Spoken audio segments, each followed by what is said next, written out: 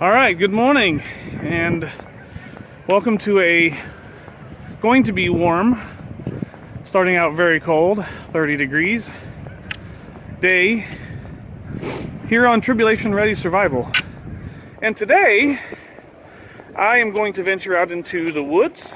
I'm going to do a little survival fishing, and I'm also going to do a couple of bushcraft projects. Sorry, that bushcraft came out a little weird. My lips are cold.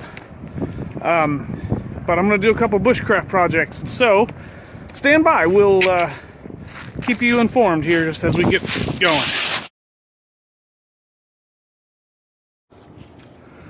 Okay, let's talk about a widow maker.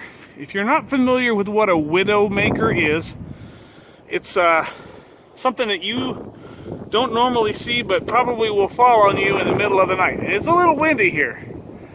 You see this branch right here? Blowing pretty good.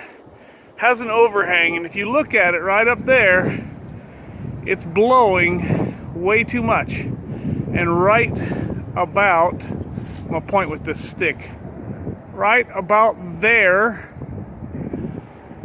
it's splitting and cracking. And I'm going to come to the side of it a little bit.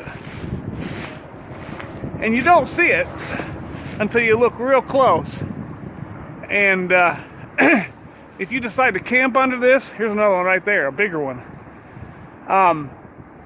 If you decide to camp under this or shelter under this, understand that when the wind blows, it's going to fall. Just think that it's going to fall.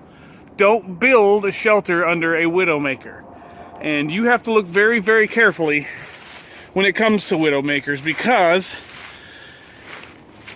they call it a widowmaker for a reason. You just don't see it until you're dead.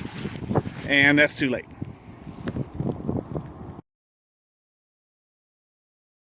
It's going to be my bushcraft shelter. I'm going to run a piece of log between this tree right here and this. They're both spruce or cypress or something, some sort of evergreen, and this one here, and then I'm going to build on both sides, and then I'll put an end cap on it. Okay, so what I've done is I've got a nice lean pole or ridge pole in there that's supported by these two juniper trees, and not only does it smell good, it's very sturdy. So now what I'm going to do is I'm going to start packing this full of grass and stuff like that. It's hard to see through the rest of the woods, but so I'm gonna start packing this with grass, and it'll be a nice little lean-to.